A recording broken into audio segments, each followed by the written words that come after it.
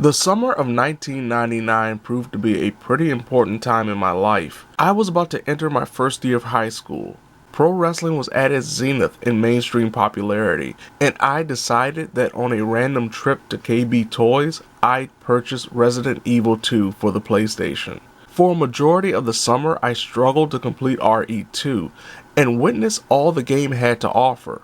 My experience with Resident Evil 2 cultivated my excitement for more survival horror games that included the sequels to arguably the best iteration in the Resident Evil franchise, featuring inventory management, disgusting bosses, and more creepy houses than someone can shake a shotgun at on a dark and stormy night.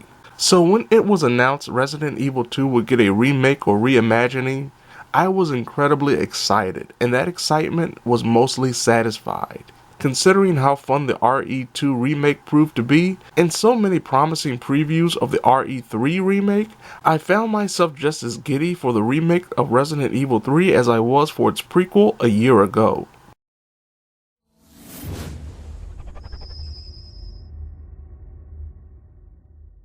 Like the original iteration, the 2020 remake of Resident Evil 3 features the player taking control of Jill Valentine as she is preparing for her final days in Raccoon City.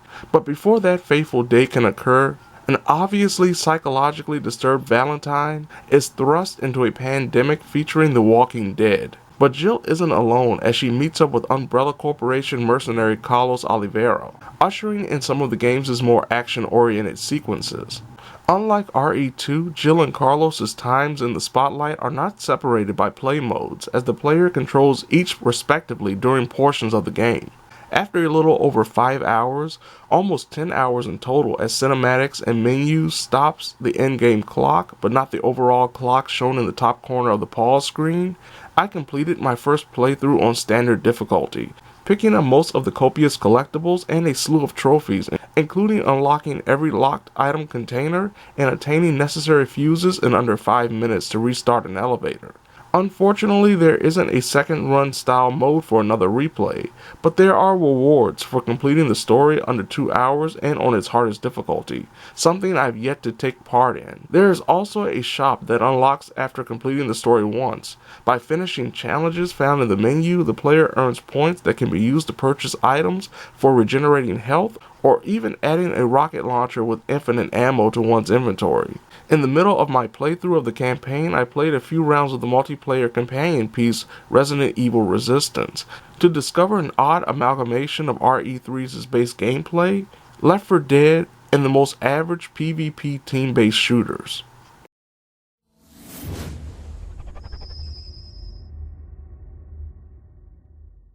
Resident Evil 3 had an uphill battle when it was released in 1999 following the incredible Resident Evil 2. Rather than play it safe, the developers at Capcom added more action to the gameplay, varied environments and enemies, and introduced a constant stressor in Nemesis, a more powerful tyrant compared to Mr. X in Resident Evil 2. A lot of what made Resident Evil 3 unique compared to its predecessor in 1999 applies to the remake as well, but the flaws are definitely more profound. Just like Resident Evil 2 2019, Resident Evil 3 features the ability to move the camera freely 360 degrees, while the set orientation is over the shoulder of Jill and Carlos. These camera adaptations dating back to Resident Evil 4's design is perfect for not only making the game feel appropriate for this generation, but also removes the problem of fixed camera angles that would become jarring for the unaware like the original. Though the camera is free to move, RE3 does a great job of avoiding the loss of fear, mostly thanks to the lighting design, especially in the neon-soaked heart of Raccoon City, and some of the late areas featuring reused assets from Resident Evil 2 Remake. Jill and Carlos will shoot their way through various areas, all the while trying to fend off enemies that refuse to die, even if you shoot them between the eyes 5 times with a pistol. Those shooting a well-placed red barrel will turn zombies into a fiery heap, while small generators will electrocute and stun said shuffling adversaries. One of the biggest gameplay additions is the ability to dodge. Jill can perform a quick step roll underneath a lunging enemy, while Carlos shoulder tackles an enemy before unleashing a devastating punch that will down any adversary he meets. Both of these special maneuvers, when done perfectly, temporarily slow down time for the player to hit the aim button for a potential one-hit kill headshot. Unfortunately, the timing of quick step seems to vary in success in regards to both the avoidance and if a hit explodes when shot. Also, the player can't keep dodging or quick stepping over and over again, as the third usage in a row will have the character stumble. Enemies are pretty varied, including the same zombies seen in RE2 Remake, as well as new creatures, such as the insect-like Drain Demos. Certain enemies are weak to particular weapons, forcing the player to learn the most effective way to survive without wasting the less than plentiful ammo. Surprisingly, the least fearsome foe is the one many expected to become the stuff of nightmares, Nemesis. Promised to be an upgraded version of Resident Evil 2's Mr. X, a brutish stalker who would show up during various times both statically and dynamically when exploring the game's various areas, Nemesis proves both unsurprisingly thrilling when giving chase to Jill and woefully underwhelming once the player realizes the short distance Nemesis will go to accomplish his goal. Several moments during the first couple of hours, Nemesis is a true threat when Jill is out in the open, and the player has triggered that moment when her gigantic foe is set to arrive. That fear goes away not long after the first boss fight, when Nemesis goes from a potential inconsistent terror who shows up if Jill isn't careful to a continued series of boss battles. Unlike Mr. X, Nemesis only enters certain rooms and buildings during his quest, oddly just staring through a window at Valentine if she takes shelter inside an off-limits area. Nemesis, similar to Mr. X, hits incredibly hard, but can be temporarily toppled by a barrage of bullets or a single hand grenade.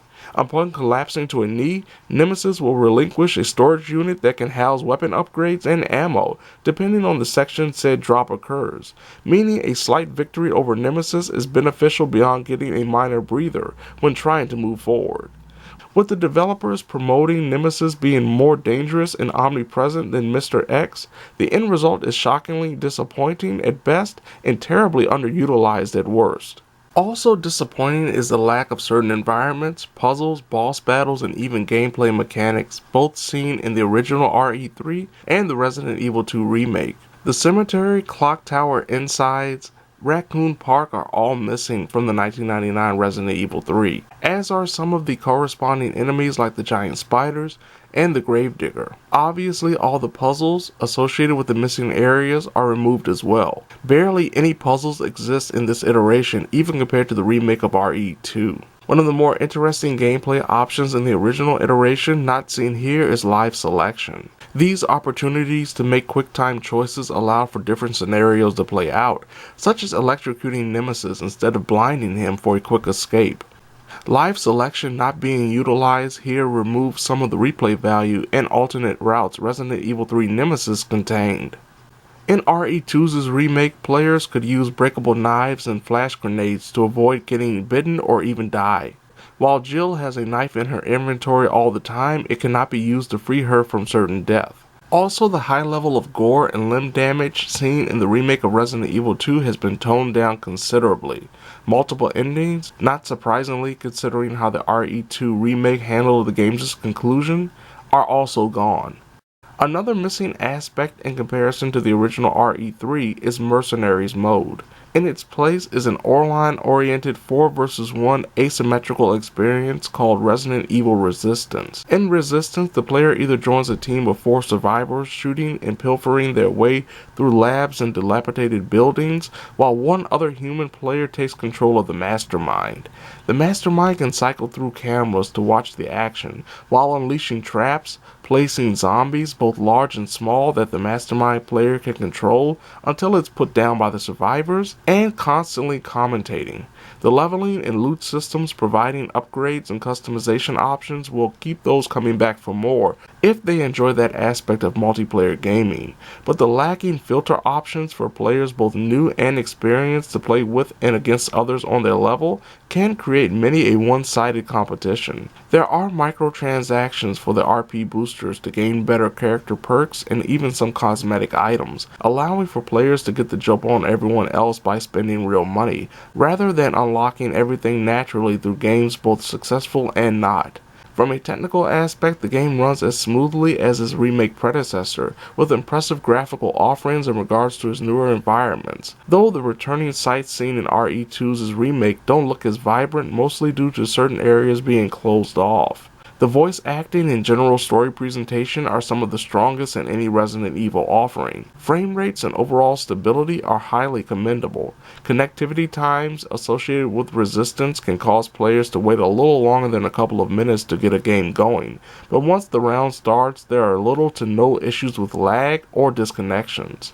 Resident Evil 3 is an ironic example of history repeating itself, as this remake follows the release of a highly acclaimed prequel, without being wholly better in comparison. But for all of its flaws, the remake of RE3 is mostly an exhilarating experience for a short time, if the player doesn't intend to replay the story on its most difficult settings, without making a convincing argument that it improved upon the original in almost every aspect.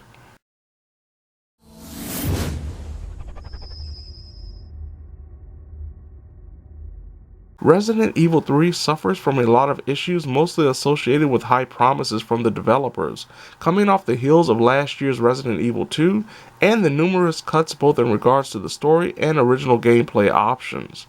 For all that the game lacks compared to both its original iteration and the Resident Evil 2 remake, Resident Evil 3 still possesses fun gunplay, tense survival moments, especially when Nemesis is a stalking threat, stellar graphics, and a better story presentation and voice acting compared to its 2019 predecessor. Fans of Resident Evil games may find themselves underwhelmed, especially after how well the Resident Evil 2 remake worked, while rookies to the genre and franchise will probably discover that this game is a lot easier to grasp and enjoy. No matter what type of fan you are, it's hard to recommend Resident Evil 3 at a full price, being a better purchase when on sale, like Nemesis waiting until he was set on fire to decide that investing in a rocket launcher would be beneficial to his overall job.